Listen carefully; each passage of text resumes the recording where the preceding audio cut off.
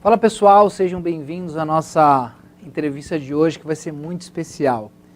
Eu tenho certeza que você que é da área da saúde, fisioterapeuta, professor de educação física, você tem um desejo de viver dos seus sonhos, mas também tem um desejo de ser um empresário e fazer com que aquilo que você sempre quis, sempre sonhou,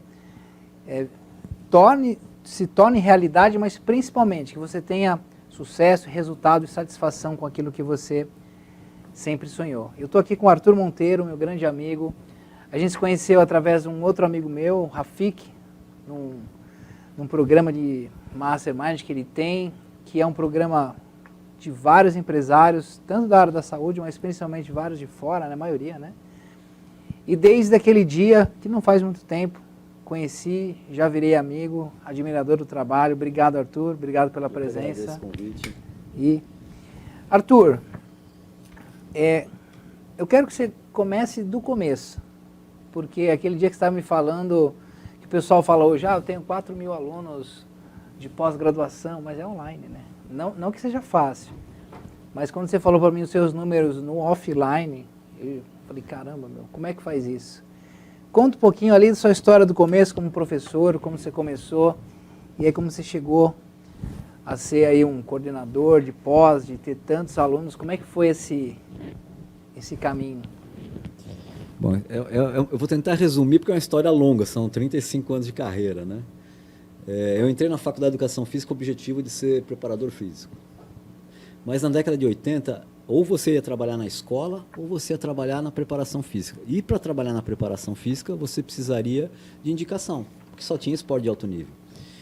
E na década de 80, que foi quando eu fiz a faculdade, estava começando as academias de ginástica. Eu falei, eu vou por esse caminho aqui. Um professor convidou, eu fui fazer estágio, e a minha geração é a geração Paulo Aquial, Fernando Reco, Marcos Tadeu, Fábio Saba, toda essa galera. Teve a primeira geração, que era Mauro Ghiseline, e mais alguns outros profissionais, e aí eu fui para essa área da ginástica. Na década de 90 começou o personal, que não era personal, era aula particular. E aí eu falei, vou por esse caminho aqui também. Mas eu não desisti do sonho de trabalhar com preparação física. E aí eu fui estudando. Eu tenho uma visão assim, a gente tem que se preparar para aquilo que a gente quer, né? Isso está muito claro na minha cabeça, porque eu também fui atleta, enfim. Então, primeiro vem a preparação para depois vir a colheita, né? Primeiro você planta. E tem muita gente que inverte esse papel. Primeiro já quer colher antes de plantar, né? E aí eu fui estudando, e chegou um momento que apareceram algumas oportunidades. A primeira foi para eu trabalhar com ginástica aeróbica competitiva. Eu montei uma equipe, foi ali que eu comecei a aplicar na prática aquilo que eu aprendi, né? E uma coisa muito legal que aconteceu, isso foi em 98, um professor entrou na minha sala, eu dava aula na faculdade, né? Dava aula na graduação, ele entrou para assistir minha aula, e eu era fã dele, porque esse cara foi técnico de seleção brasileira de vôlei, e eu fiz um curso com ele e virei fã. E aí ele entrou, sentou no canto lá da sala, pegou o caderninho, começou a anotar, né? E eu na minha cabeça, que esse cara está me avaliando, né? E aí terminou a aula, ele veio falar comigo e falou, não, eu fiquei afastado 10 anos da minha carreira, e eu vim aqui para aprender com você. Você vê a humildade dele, né? E aí a gente se tornou amigo, e foi a primeira oportunidade que eu tive de trabalhar com esporte de alto nível. Ele me levou para o São Caetano, para a equipe São Caetano Voleibol Feminino, que trabalhei com atletas de ponta, e inclusive atleta que se tornou atleta olímpica, campeão olímpico, como a Carol Gattas, por exemplo. Aí depois, na sequência, isso eu já trabalhava com pós-graduação, já estava coordenando algum curso de pós-graduação, e eu sempre tive uma mentalidade mais empreendedora. Eu não queria só ser professor de pós-graduação. Eu vi o que tinha de tendência no mercado, criava um curso, levava o projeto, como eu já tinha habilidade de desenvolver os projetos, o projeto era aprovado muito rápido, e aí eu me tornava coordenador. Então, eu trabalhava paralelamente com a pós-graduação, com o esporte. Eu cheguei a ter 80 cursos de pós-graduação no Brasil inteiro pela Gama Filho, e mais 8 cursos pela FMU, né? A gente chegou a 3.000 alunos, mais ou menos, 4.000 alunos de pós-graduação presencial, né? Nem tinha online naquela época. Aí em 2003, eu fui convidado para trabalhar com o futsal do Corinthians, aí eu fui preparador físico do futsal, da equipe profissional, E o network que a gente acaba fazendo nesse meio, que eu acho que é muito importante, um amigo que me conhecia meu trabalho, me indicou para uma equipe de tênis. E eu falei, pô, vou chegar na academia, tem uma equipezinha lá de tênis e tal, mas não era, eram os melhores atletas do Brasil, tirando o Guga. E aí o preparador, o técnico foi para a seleção, me levou para a seleção também. Aí fui preparador da seleção brasileira de tênis e paralelamente pós-graduação, paralelamente o Corinthians, tudo acontecendo ao mesmo tempo. E aí eu vou começar a fazer uma pequena pausa, porque eu trabalhava, nessa época eu trabalhava 70 horas por semana. Eu trabalhava de manhã na graduação, trabalhava à tarde com a preparação física, à noite trabalhava na graduação também, viajava na sexta-feira, voltava no domingo à noite e começava tudo de novo. E aí que me deu o estalo assim, eu preciso parar com isso. Vai chegar um momento que eu não vou suportar, não vou aguentar fisicamente. E aí que deu o estalo da virada que eu precisava empreender. Você quer que eu continue ou você tem alguma pergunta? Essa história ela é longa. Porque né, quando você falou assim, 80, eu falei assim, tem gente que fala assim pra mim, Kenneth, que eu tô com 2 cursos. 80, cara, 80. Pode continuar. Então vamos lá. E aí eu falei, eu preciso empreender, mas eu só sei fazer 2 coisas. Eu só sei dar treino e eu só sei dar aula. São as 2 coisas que eu sei fazer. E que eu acho que é o que a gente aprende na universidade. A gente tem uma dificuldade, e eu estava escutando aqui a entrevista anterior, e a tua esposa falou que tem dificuldade de vender. Né? E a gente não sabe vender, tem vergonha de vender. Né? E passar preço é pior ainda. Quanto custa? Aí você gagueja, reais. Hein? A gente tem vergonha, reais. Reais. A gente não fala o preço. Porque a gente não está acostumado e às vezes a gente não se valoriza. Então eu passei por um processo de transformação e aprendizado que foi grande. Né? E eu acho muito importante a questão do network, né? Você conhecer pessoas, você se conectar com pessoas. E a virada de chave que eu comecei a empreender realmente com mais sucesso começou em 2007. Eu tirei férias, fui jogar um campeonato de futebol em Cancún com a minha esposa, ela acompanhou também, a gente é sócio de um clube que eu jogo por lá até hoje e tal. E aí a gente estava na praia sentado e a gente estava lendo um livro do Robert Kiyosaki, lembro como se fosse hoje. E aí essa pessoa passou, voltou e falou assim, quem está lendo o livro de Robert Kiyosaki aqui na praia, em Cancún, e não está bebendo cerveja, é diferente, vou parar para conversar com vocês. O que vocês fazem? Aí a gente começou a contar o que eu fazia, minha esposa era personal na época, eu trabalhava com grávidas, e ele falou assim, mas eu tenho um negócio legal para falar para vocês. Mas eu não vou falar aqui, se vocês quiserem, vocês vão lá na minha casa e eu falo. Como eu estava muito bem na pós-graduação, falei para a Gisele, que é minha esposa, não, vai lá porque esse negócio não é para mim não. E ela foi e ele apresentou o marketing digital. Para nós, naquele momento, não fez muito sentido. Não fez muito sentido. Ela, porque precisava pegar e na visão do profissional, tinha que ser mais presencial e de toque, e ajudar e presencial ali. E eu que estava com 80 cursos na pós-graduação, falei, não vou abandonar isso pelo incerto. Né? Aquela cabeça de... Isso foi em 2007. E essa pessoa que hoje é amigo nosso, acho que você conheceu ele, que é o Gilberto Chaves, que está lá no grupo do Mastermind também. Nessa época ele estava saindo de uma dívida de R$1 milhão, e principalmente de dívida trabalhista. Quando eu encontrei com ele depois de um ano, ele falou, lembra aquele projeto que eu tinha? Então, sabe aquele 1 milhão que eu devia? Eu já paguei tudo e estou faturando 1 milhão por mês. Falei, esse negócio deve ser bom, né? E aí eu comecei a entender como é que era esse processo digital e de lá para cá a gente tem tido uma colheita bem legal. Bom, a gente viu agora os 35 anos em 15 minutos. Mas só que mais do que isso, quando você pega algumas coisas, por exemplo, quando ele falou tendência, qual a tendência que tem hoje que você pode aproveitar? E quando a gente fala sobre faturar, eu sempre falo assim, sucesso é medido no número de pessoas que você ajuda. Então pensa assim, ele tinha 80 cursos de pós-graduação. Quantos alunos mais ou menos em cada... Você falou 3 mil, né? A gente chegou a 3 mil, porque eram 3 universidades ao mesmo tempo. Então, ele auxiliava e ajudava e treinava 3.000 profissionais. Isso há 35 anos atrás? Isso foi de 94 para cá, 95 para cá. Então, ó, você imagina, em 94, como faz diferença isso? Se fosse hoje isso no digital, sei lá, seria 40, 50 mil alunos, se fosse bater numa proporção. Então, o sucesso é sempre medido, para mim, no número de pessoas que você ajuda. Você concorda com isso? Totalmente, totalmente. Tem gente que mensura pelo faturamento, né? É uma métrica também, mas ele está relacionado à quantidade de pessoas que você tem a possibilidade de ajudar, né? E eu trabalhei com pesquisa também, fiquei muito tempo trabalhando na universidade e com pesquisa, e é uma visão totalmente diferente dessa. Eles não estão preocupados quantas pessoas você vai atingir com o teu artigo, com a tua pesquisa, né? E eu acho que a visão empreendedora ela tem que ser justamente essa. Você entender qual o tamanho do seu mercado e, em função do tamanho desse mercado, quanto que a sua empresa ela pode ter de faturamento. E aí sim, nós estamos falando em sustentabilidade e outros detalhes que são importantes para você fazer a gestão de uma empresa hoje. Perfeito. Hoje, você contou para mim que você está mais na parte da gestão, trabalhando com a sua esposa.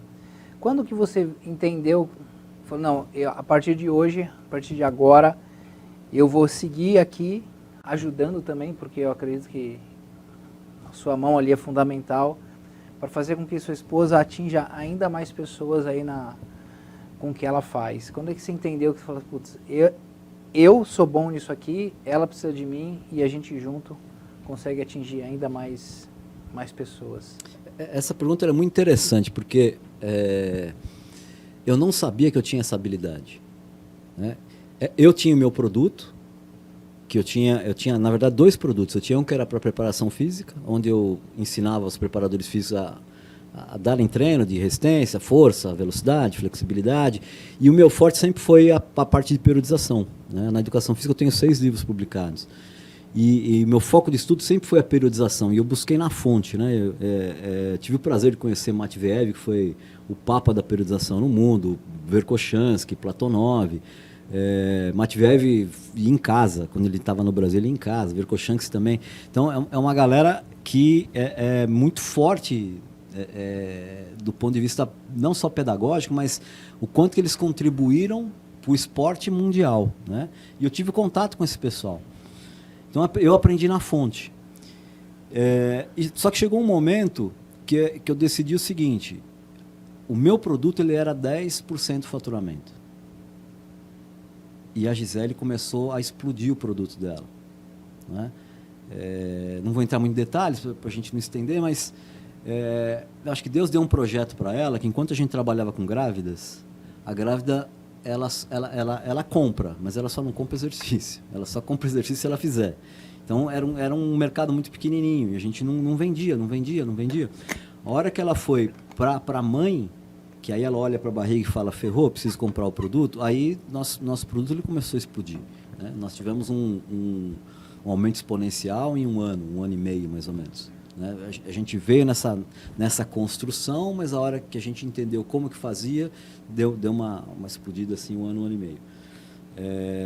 E aí eu tomei a decisão, vou largar tudo e vou cuidar do negócio.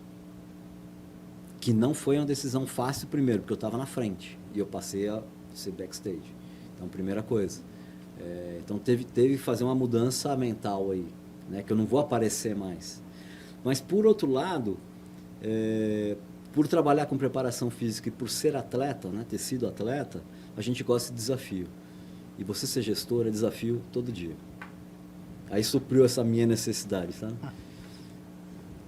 Era essa pergunta que eu ia fazer. Qual foi a decisão difícil que você tomou? Acredito que essa tenha sido uma das mais difíceis.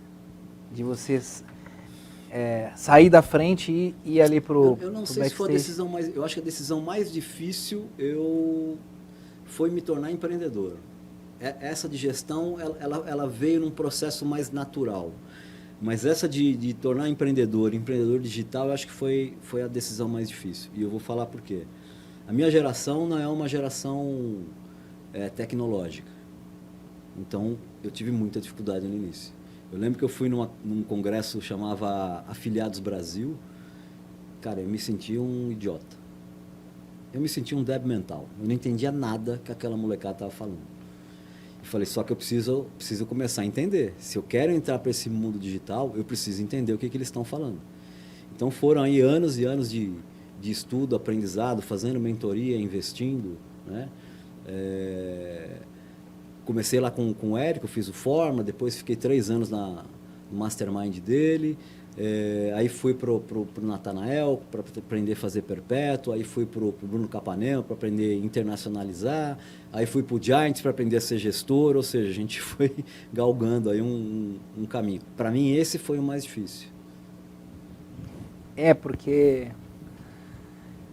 Aí, deixa eu voltar um pouquinho, quando você falou que essas referências aí da parte técnica que você conheceu, esses caras, esses gringos que você conheceu, essa galera de fora, como era a visão deles, ou você chegou nessa parte, ou eles eram técnicos, ou não, eles, por mais que eram feras ali no que eles faziam, eles também tinham essa visão empreendedora? Não, nenhuma.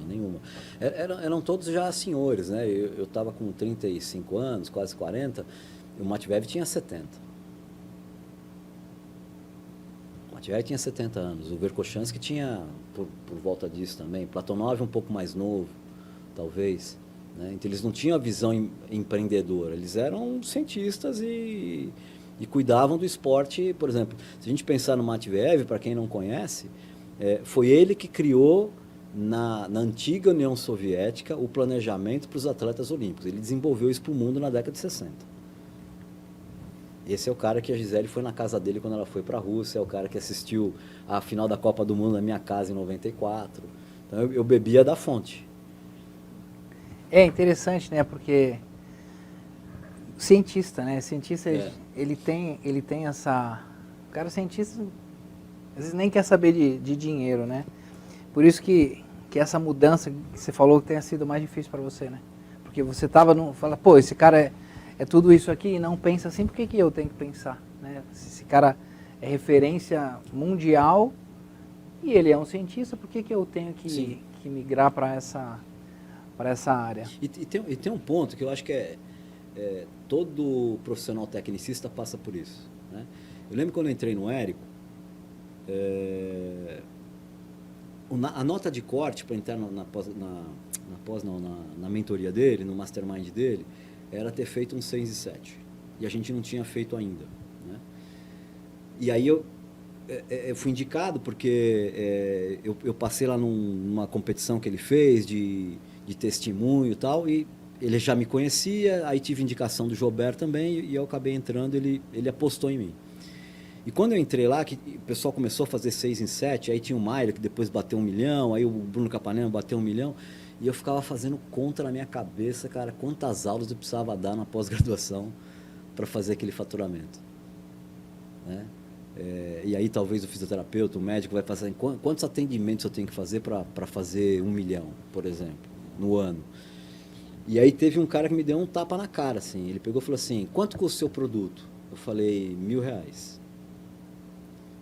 Ele falou assim, você acredita que você pode fazer 1 milhão? Aí eu dei uma travada, assim, né? 1 milhão no ano. Eu dei uma travada. Falei, cara, não sei, eu fico fazendo conta de hora-aula. Ele falou, não, vamos fazer uma outra conta. Se você tem um produto de R$1.000, o tamanho do público que você tem, você consegue vender 3 por dia? Falei, consigo. O número de mães que tem no Brasil é gigantesco. Falei, consigo. Ele falou, então 3 mil por dia você faz 1 milhão por ano. Ali destravou.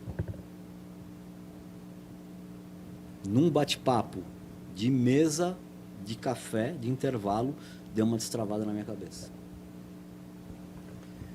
Então vocês estão vendo, né? Como parece que é uma coisa assim, fala assim, não é pra mim.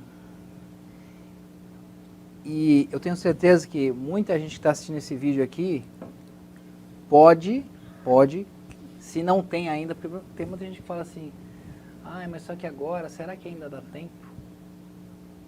Será que já não tem muita gente? E eu sempre falo, dá tempo, porém, você tem que começar agora. Porque se você não começa, alguém vai começar por você, né? E dá tempo, né, Arthur? Sempre dá. Sempre dá. O mercado está aberto. O importante é entender como que você vai se posicionar e fazer alguma coisa diferente do que vem sendo feita. Se você fizer a mesma coisa que todo mundo faz, você vai ganhar a mesma coisa que todo mundo ganha. Ou menos, né? Ou menos, né? Porque você nem posicionado está e ninguém te conhece. Então, acho que o importante é você diferenciar de alguma forma. Eu tenho estudado muito a parte de marketing, né? Principalmente de posicionamento. Então, eu vejo assim, vou dar um exemplo clássico aqui. O primeiro fast food de hambúrguer que a gente conhece é McDonald's, tudo bem? E o McDonald's, o posicionamento dele é velocidade, né? Que surgiu lá nos Estados Unidos, enfim. Aí entrou o Burger King. Quando o Burger King entrou no mercado, ele falou, eu não posso brigar com esse posicionamento de velocidade, tem que ter um outro posicionamento. E aí eles entraram com o posicionamento que o hambúrguer deles é grelhado, como churrasco. Então, na cabeça, na mente das pessoas, eles posicionaram que aquele produto deles é um produto teoricamente mais saudável, que não é também, porque é carne processada. Mas na cabeça das pessoas, é um hambúrguer teoricamente mais saudável. Então, eles mudaram o posicionamento para não brigar, não bater de frente com o McDonald's e estão aí até hoje. Então é importante você entender qual é o posicionamento do seu produto, o que você faz de diferente. É, porque eu vejo isso. Esses dias eu estava lá na mentoria do Joel e é um cara, ele falou assim para mim, mas como é que eu vou concorrer? Ele deu uns nomes lá que são gigantes. Eu falei, você não vai concorrer com eles. Você vai perder? Sim. Eu falei, você tem que se posicionar de uma forma que as pessoas olhem você como único naquilo que você faz, né? Porque se eu quiser bater na frente, eu vou perder, não tem como. Se eu quiser criar um produto, vou olhar lá para a Gisele e criar um produto de mãe. Se eu quiser se posicionar parecido, eu vou perder. Por quê? Autoridade, muito tempo no mercado. Aí quando eu miro por outro lado, eu posso até me inspirar e aprender com essas pessoas. Mas se eu não consigo mirar para outro lugar, certamente eu vou perder, certo? Né? Com certeza, com certeza. Vamos lá, mestre. Hoje esse projeto que você está com a Gi, você tem alguns outros novos vindo por aí? O projeto com a Gisele, a gente começou com 2 produtos, na verdade, né? A gente começou com um produto para grávida e, na sequência, a gente posicionou como diástase e criou esse produto. Mas, no nosso desenvolvimento como empreendedor, como empresário, a gente entende que não dá para sobreviver, uma empresa ela não sobrevive de um produto só, de 2 produtos. Você tem que ter um mix de produtos e vender cada vez mais para o mesmo cliente. Senão toda vez você vai precisar de um cliente novo, né? Buscar um cliente novo porque você não tem uma esteira de produtos é você estar sempre investindo para trazer clientes novos, né? Então, no longo prazo, isso é muito caro. E você vai pagar um preço muito alto para isso. Que a empresa ela não consegue sobreviver só disso, né? Então, primeiro que a gente criou uma esteira de produtos. Inclusive, a gente está indo para produto físico, internacionalização, tem um monte de projetos aí envolvidos. Esse é um. E aí tem os meus projetos pessoais, que embora o carro-chefe ainda é essa parceria que eu tenho com a Gisele, a empresa que eu tenho junto com ela, mas eu ainda gosto de ensinar, eu ainda gosto de falar com pessoas, né? E aí Deus colocou no meu coração aquele projeto que você conheceu, que é do Mastermind. A gente tem hoje 48 empresários de diferentes segmentos. Indústria, comércio, e-commerce, tem médicos, tem profissional de educação física, tem educação, enfim, softwares. E a gente consegue ter uma boa contribuição ali, uma troca boa de de informações, né? Com gente com diferentes experiências. Que eu acho que o network é muito importante no processo do empreendedor, né? No crescimento não só da empresa, mas desenvolvimento pessoal também. E aí eu estou com alguns projetos, com o Rafik, é um projeto que a gente vai ajudar gestores e empresários a se posicionarem no mercado. Então o Rafik vai falar dessa parte mais mental, tem um outro amigo nosso que é o Fábio Saba, vai falar mais de gestão, e eu vou entrar com a parte de marketing e com processo de vendas, enfim, vou ajudar mais nessa parte, né?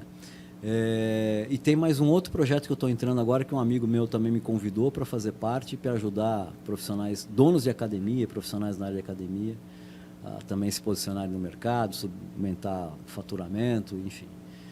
Que é uma coisa que eu gosto de fazer. Rede forte aí, hein? Rafik, você, Fábio, time de peso. Para quem não conhece o Fábio, ele é um dos donos da Fitness Brasil e da IRSA, que é a maior convenção de fitness da América Latina, né? E o Rafik também está muito bem posicionado no mercado hoje, principalmente nessa parte de treinamento mental. Rafik é um dos maiores empresários aí da área de clínicas médicas lá de Brasília.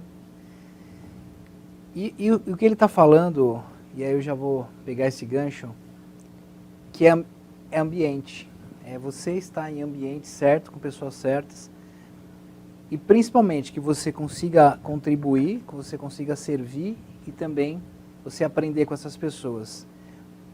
Quantos por cento você atribui ao resultado que você já teve e os que você está tendo hoje?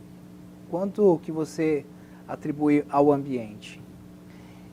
Eu falo isso para você, conhecendo você e sabendo aquele projeto que você tem, né, que você reúne as pessoas, eu sei que é, sei lá, 1000%, mas principalmente o pessoal que vive só em uma bolha, que nem professor de educação física, aí se reúne lá com amigos, professor de educação física, aí vai fazer um curso técnico, aí vai, qual é a importância desse ambiente, não só de pessoas da mesma área, mas que faz você crescer e chegar cada vez mais longe? Excelente pergunta. Tem uma pesquisa de Harvard que ela fala que o teu network ele é responsável por 85% do teu resultado, né? Então, você ter network, você conhecer pessoas e você mudar de ambiente, isso é extremamente importante. Isso está muito claro na minha cabeça, né? Eu vou dar um exemplo. A gente, antes da pandemia, aliás, era um sonho desde 2018, quando a gente começou a explodir, de morar nos Estados Unidos, né? Então, a gente foi para os Estados Unidos, ficava 15 dias, depois fiquei um mês, depois a última ida para os Estados Unidos, a gente ficou 4 meses lá, vendo casa, e entrei com uma aplicação lá para poder já tirar o green card e morar lá. E eu voltei dia 6 de fevereiro de 2020. Em março estourou a pandemia. Aí eles podaram todos os vistos, enfim, a gente acabou perdendo até uma baita de uma grana, assim, de investimento de advogado, enfim. E aí eu sentei com a Gisele e falei, bom, qual que é o plano B? A gente não vai conseguir ir para os Estados Unidos agora, que a gente já estava pensando em ambiência, de mudar e tal. Ela falou, cara, vamos para Alphaville. Vamos para Alphaville. Então a gente começou a ver casa aqui, a gente comprou uma casa aqui, que é aqui do lado, justamente por causa de ambiente. De você estar perto de pessoas que têm mentalidade empreendedora, que têm mentalidade de crescimento. Então hoje eu não perco tempo em rodinha de bate-papo só de falar de cerveja. Eu não perco tempo. Eu só vou sentar numa mesa que eu possa contribuir, que as pessoas queiram escutar aquilo que eu tenho para falar e que as pessoas, de alguma forma, também vão contribuir com o meu crescimento pessoal. Caso contrário, não vai me ver. E você foi no lançamento do meu livro, que foi essa semana, né? E eu contei um pouquinho dessa história. Eu fiz uma postagem no Instagram falando de sistema reptiliano, que eu estudo um pouquinho dessa parte de neurociência, voltada para marketing. Na sequência, o Stanley, para quem não conhece Stanley Bitar, ele está com 70 empresas hoje na holding, ele me liga e fala assim, vamos escrever um livro disso. Isso é ambiente. E aonde que eu conheci o Stanley? No Giants. do Marcos Marques.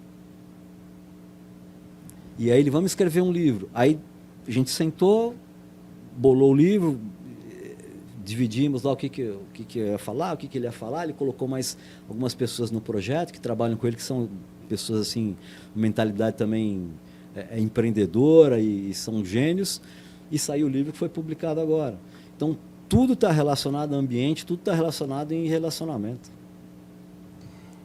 E lá, um pouquinho antes de vocês fazerem ali o discurso, você estava conversando com dois senhores, e aí eu cheguei ali para conversar. Um deles, que eu esqueci o nome dele agora, ele falou que é amigo do Geraldo Rufino até. Ele estava falando assim, não, esse digital eu não gosto, eu sou o cara offline mesmo, e falando isso, ele teve até um amigo meu que me chamou para fazer podcast, né? Isso é a importância do ambiente. Então a gente estava num ambiente que era o lançamento do livro, que tinham vários empresários, e aí uma hora eu falei assim para ele, eu falei, olha, assim, eu não conheço ele, mas pelo que ele falou, e você deve saber que ele deve ser muito sábio, deve ter muito conhecimento para passar para frente. Aí eu falei assim, o nosso conhecimento é muito para ficar só na gente. Eu acho até um egoísmo a gente não dividir o nosso conhecimento. Sabe quando você vê a pessoa, ele parou assim, ele ficou olhando para mim, aí ele fez assim, uma cara assim, tipo, você me pegou. E aí depois, assim, na hora que vocês fizeram o discurso, ele fez assim em mim, ó, você mexeu comigo. Isso que você falou mexeu comigo. E aí a importância do ambiente, né? Porque ele estava no ambiente, que eu estava ali, e assim, eu poderia ter ficado quieto. Sim. Né? Não falado nada, a hora que ele falou assim, porque eu poderia ter pensado, eu vou falar e ele vai falar assim, o que esse cara está falando? Não, mas eu falei do jeito que eu gosto, de um jeito simples, e ele falou, e assim, e se eu mexer com ele, muito provavelmente, pode ser que ele comece aí no digital, e é isso, é um ambiente que às vezes é uma coisa que uma pessoa fale, né? É ali uma frase, uma conversa, um tempo conversando que você às vezes muda a vida da pessoa, né? A gente muda a nossa vida, a gente consegue mudar a vida das pessoas por estar perto dela, por fazer essa conexão. E o que você fez ali com aquele seu projeto é isso, né? Você também está transformando vidas pra caramba, reunindo tantas pessoas boas ali. Isso é incrível. Tem um livro que eu tô lendo agora, chama Nunca Almoce Sozinho. Todo café, todo almoço, todo jantar, eu me reúno com pessoas onde a gente tem a possibilidade de trocar informações preciosas. Isso faz parte da minha rotina. Isso faz parte da minha rotina. Toda semana eu vou tomar um café, ou vou almoçar, ou vou jantar com alguém que eu consiga estreitar relacionamento. E não é se aproveitar, né? É uma troca. É uma troca. E quando você não conhece a pessoa e você quer se aproximar dela, para fazer justamente essa troca, primeiro seja interessante, não seja interessado. Servir a pessoa. Primeiro sirva. E automaticamente a pessoa vai te ajudar. É igual que quando a gente se encontrou lá, que a gente foi almoçar junto, o Croco lá, o Júnior Croco, me chamou para ir no evento que eles estavam ali fazendo parte. E aí eu fui fazer uma reunião, aí encontrei com você, a gente também ficou conversando. E é justamente isso, né? Você servir. De alguma forma, aquilo que você sabe, você entrega. Se não vem daquela pessoa, que está com você, vai vir de uma outra. Eu sempre falo assim, que todo o nosso conhecimento, toda a nossa sabedoria, quando a gente passa à frente, a gente recebe em troca. Seja daquela mesma pessoa ou de outra, né? Tem uma pergunta que eu gosto sempre de fazer, que é assim, qual dificuldade que você teve, que foi bem difícil, e que você superou, e o que você fez para superar esse degrau, esse percalço que acredito que deve ter aparecido alguns, mas qual foi o mais desafiador e o que você fez para passar por cima dele? Dentro do negócio, dentro da empresa? Isso. Eu acho que o principal problema foi no início, onde a gente acreditava que o produto gravidez ele ia dar certo. E a gente investia e aquilo não rodava, né? E também nós estamos falando de uma geração que a gente não tinha ferramenta suficiente. Então não tinha Hotmart, a gente vendia pelo PagSeguro. Para você fazer uma página de captura ou uma página de vendas, você tinha que contratar um desenvolvedor. E não sei se quem tem experiência de trabalhar com desenvolvedor, né? Alguns eles pegam o dinheiro e somem. E aconteceu isso com a gente. A gente perdeu mais ou menos uns 30 mil que a gente não tinha, né? Aí a gente começou a queimar patrimônio. E quem não sabe da nossa história lá atrás, a gente chegou a dever mais ou menos, isso há 15 anos atrás, a gente chegou a dever mais ou menos uns 200 mil, que na minha cabeça era impossível de ser pago, né? Falei, a gente quebrou e não tem o que fazer. Não tem o que fazer. A gente quase perdeu o apartamento, a gente quase perdeu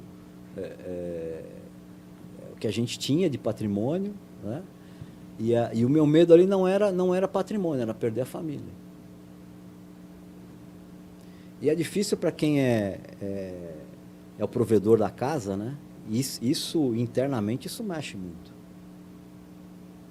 Então a dificuldade financeira, ela abala muito a cabeça do provedor. Eu como marido, como pai, né? Minha filha tinha acabado de chegar, foi difícil. Foi difícil. Foram noites e noites em claro para tentar arrumar uma solução. Mas nós somos cristãos e a gente acredita que a gente passa por alguns momentos de deserto, que é justamente para a gente ter um desenvolvimento e aumentar o nosso relacionamento com Deus. E aí Deus foi consertando, foi prosperando, a gente foi alinhando, e esse projeto que ele colocou para a Gisele, deu de presente, assim, que foi o que fez a gente sair desse buraco e prosperar como jamais a gente prosperou.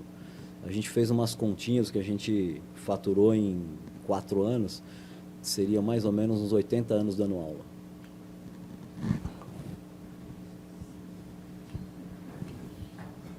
De segunda a segunda. De segunda a segunda. Então, é isso, né? De você, primeiro, não desistir do sonho. Você só mudou a rota, mas não mudou Sim. Aquilo que você queria, aquilo que vocês queriam, né? Que era ajudar as pessoas. Isso é muito... A gente sabia que a gente ia chegar na Terra Prometida. Em algum momento isso ia acontecer. E mesmo quando você chega, você vai passar por dificuldades também. Não é que você chegou na Terra Prometida e vai ficar tudo lindo e maravilhoso. Você vai passar por desafios. No mundo tereis aflições, mas tem de bom ânimo. Nessa parte aí, nesse momento que você estava passando por essas dificuldades, teve alguém que orientou você, que ajudou você, além de você ter se apegado, acho que talvez ainda mais, né, em Deus, mas teve alguém que falou assim, Arthur, não é por aí, faz isso aqui, muda um pouquinho, vira para cá, aponta aqui. Teve essa pessoa ou foram vocês mesmo que conseguiram mudar? Não, a gente nunca consegue fazer tudo sozinho, a gente precisa de apoio, né? Mas eu nunca contei esse momento que a gente estava passando para ninguém. A gente internacionalizou isso, a gente internou isso, e eu até um pouco mais, porque eu não falava das minhas dores para minha esposa. Tem coisa que eu não vou contar para ela. Tem coisa que, se eu contar, ela vai se abalar. Eu prefiro assumir e segurar essa bucha.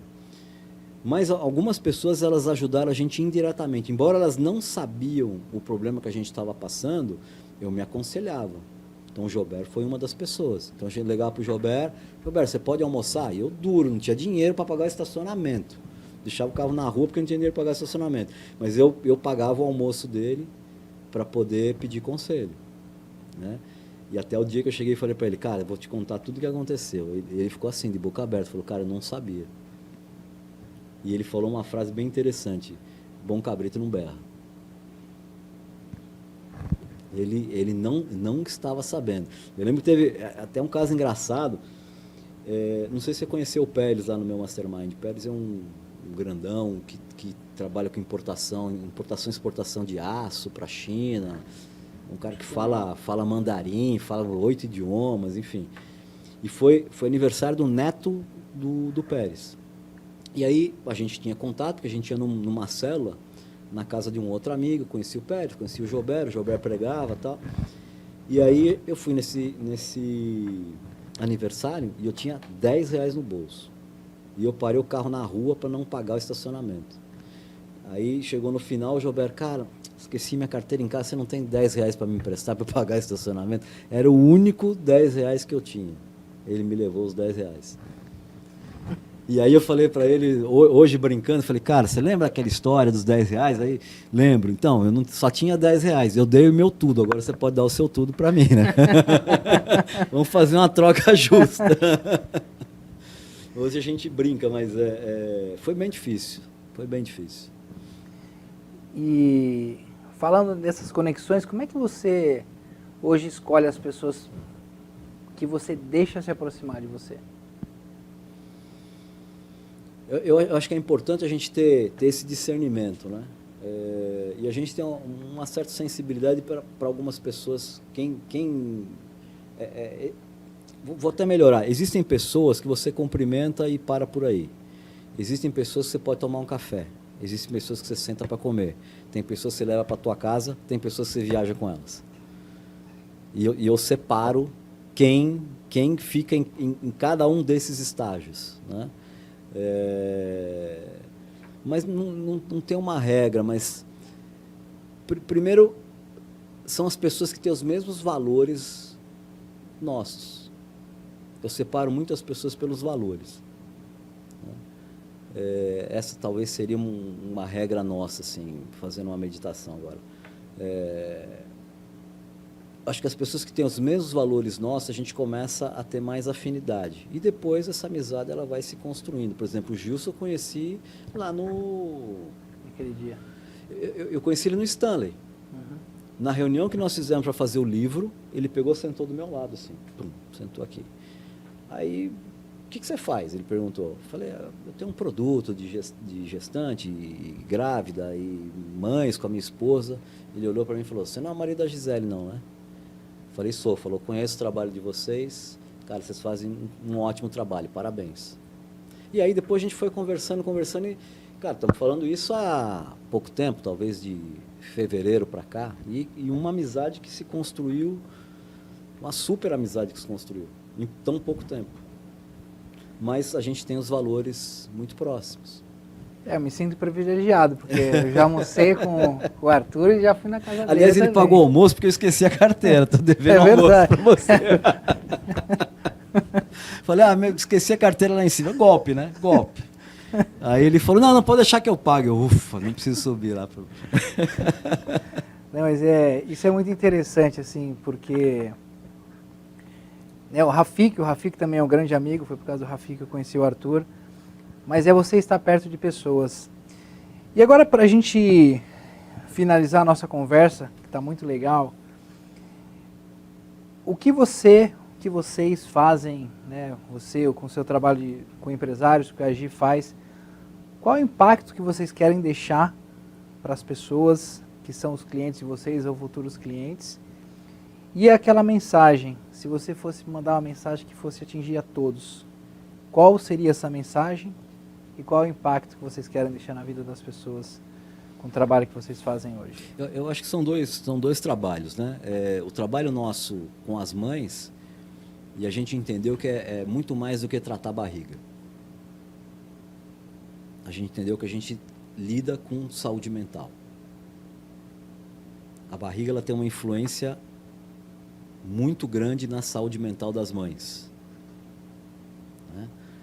Então, o nosso principal objetivo é, através do nosso método, a gente trazer mais saúde e saúde mental para as mães. Esse é o nosso foco. Em relação a esse outro projeto, que é um projeto para empreendedores, é passar um pouco dessa nossa vivência e de experiência. Né? Porque quando eu falo, não é só experiência empreendedor e de empresário. Porque quando eu comecei a trabalhar com esporte, eu trouxe muita coisa do esporte para o lado de cá. Mas muita coisa. Mentalidade de campeão, a parte de organização e planejamento, controle e métricas. Então, eu trouxe tudo para o lado de cá. Então, nesse projeto, é trazer um pouco dessa experiência e ajudar os empreendedores, principalmente os novos empreendedores, a se destacarem e terem sucesso na sua respectiva empresa, enfim. E a mensagem que eu deixo é principalmente em relação à ambiência. Né? E isso está lá na palavra. Se você anda com tolos, você vai ser um tolo. Se anda com pessoas sábias, você vai se tornar sábio. Se anda com pessoas prósperas, grande probabilidade de você ser próspero. Se anda com pessoas com mentalidade de escassez e medíocres, eles vão te puxar para baixo. Então, a ambiência faz toda a diferença para o teu crescimento pessoal e empresarial. Maravilha. Bom, turma, essa aqui foi a nossa entrevista com o grande mestre Arthur Monteiro. Tenho certeza que você gostou e, obviamente, se você gostou, lembra, compartilha, se inscreve no canal, manda essa mensagem para o máximo de pessoas que você conhece. Mestre, obrigado.